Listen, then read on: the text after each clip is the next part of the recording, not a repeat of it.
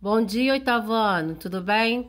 Vamos começar o nosso estudo do capítulo 22 para a gente terminar definitivamente esse nosso livro 3, tá bom? E partirmos para a reta final, tá bom?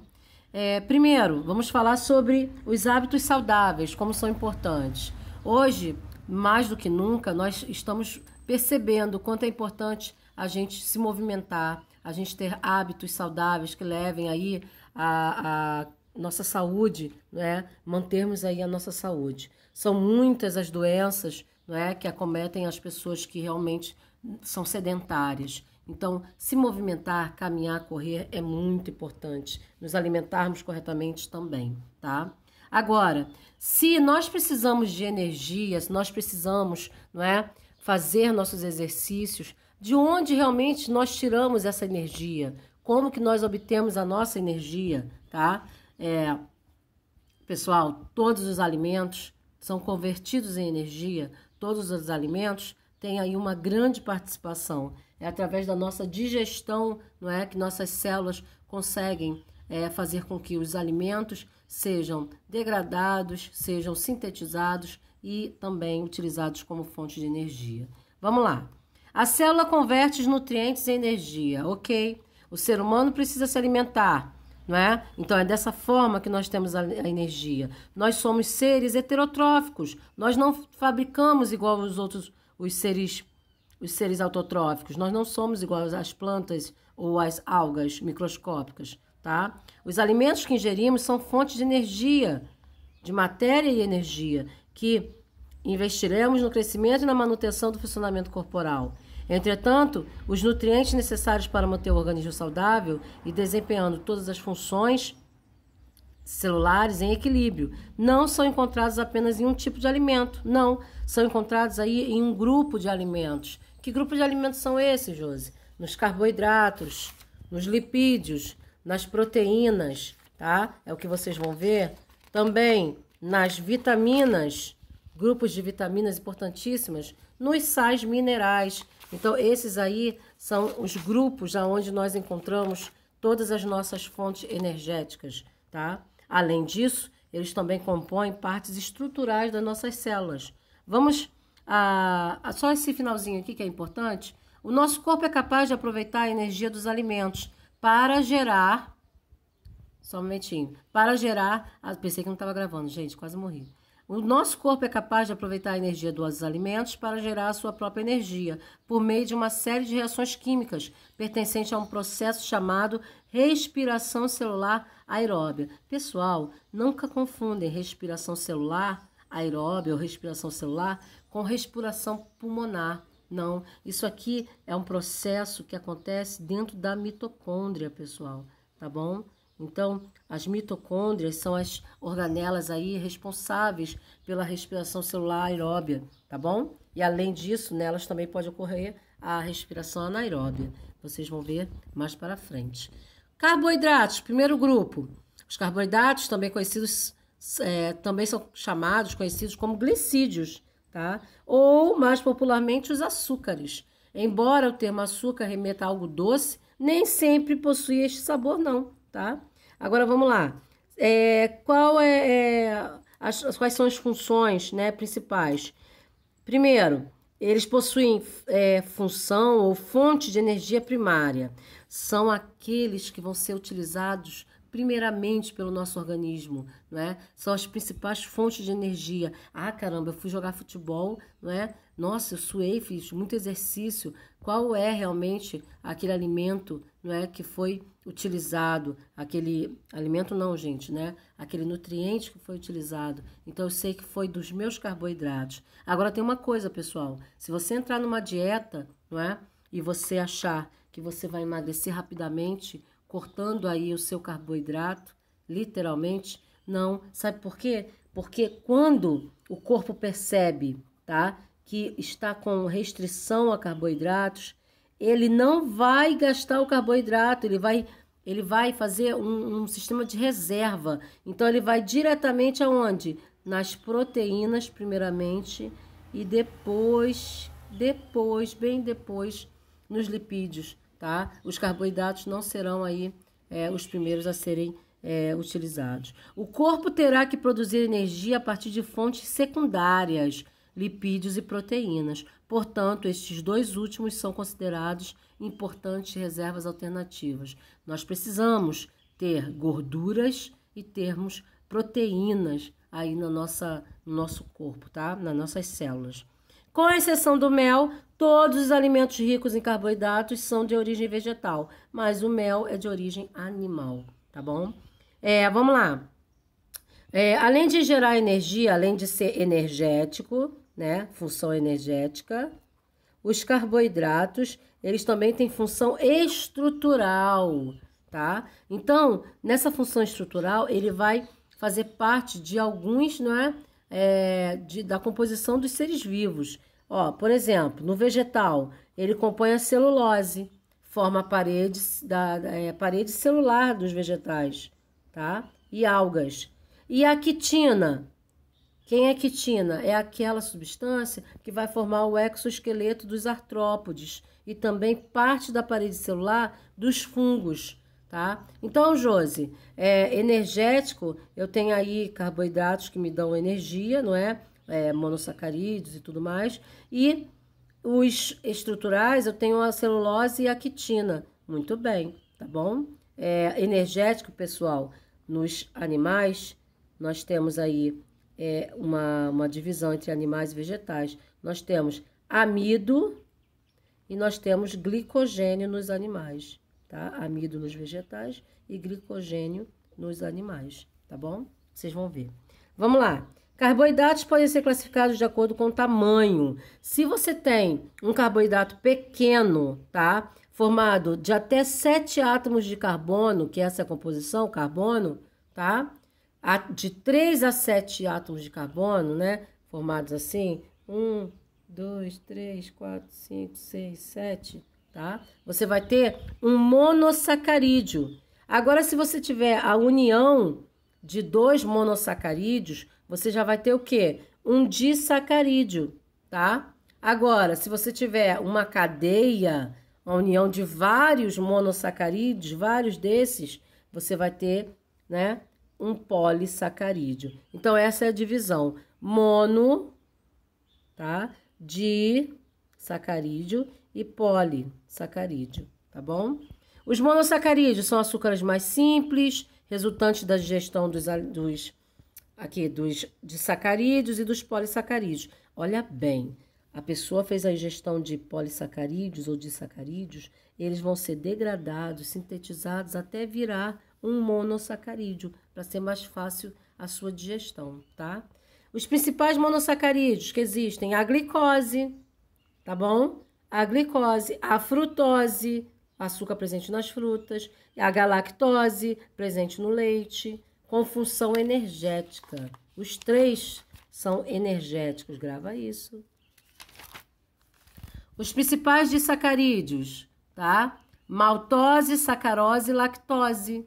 A maltose é formada pela união de 2 glicoses.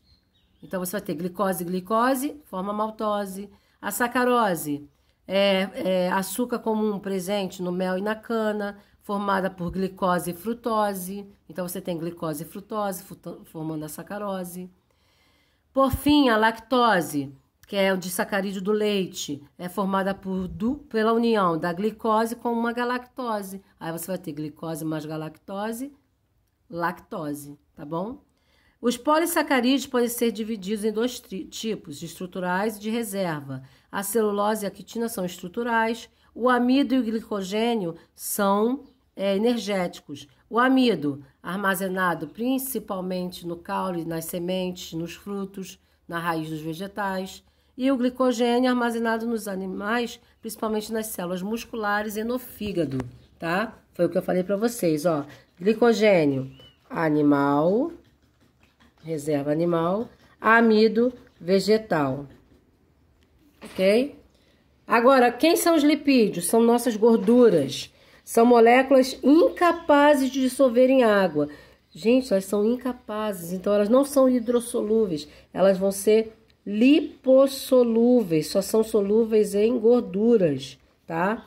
Sendo assim chamadas de hidrofóbicas, tem fobia à água. A maioria dos lipídios são formados por uma ou mais moléculas chamadas de ácidos graxos ou glicerol. Olha que legal. Ácidos graxos, glicerol, um álcool. Obtemos lipídios por meio da nossa alimentação. Eles funcionam como reserva secundária, formam tecido adiposo, que é o tecido de gordura, dão aí a funcionalidade, a questão de poder ter o isolante térmico. A gente pode realmente manter a nossa temperatura, tá?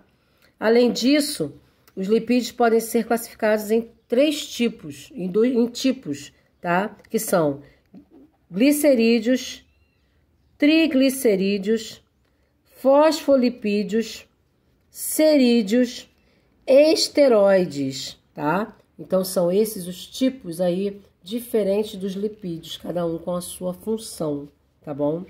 O principal esteroide aí do nosso corpo é o colesterol. Vocês sabem que nós temos um colesterol que é muito falado, mencionado, que são o colesterol HDL e LDL, não é? O colesterol carregado no sangue por meio de proteínas, denominadas lipoproteínas. Esses têm uma relação diretamente aí com a nossa corrente sanguínea.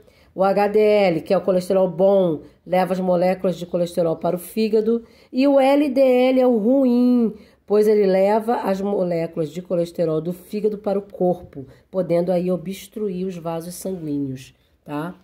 Nós temos as proteínas. Quem são as proteínas, Josi? São moléculas grandes formadas pela união de vários outros menores aminoácidos. Sua função é estrutural. Ela forma aí parte das nossas células, tá? Além disso, possuem diversas outras funções. Contração muscular, abundância no tecido muscular. Tem a função, né, de formar aí nossos anticorpos. São as proteínas de defesa.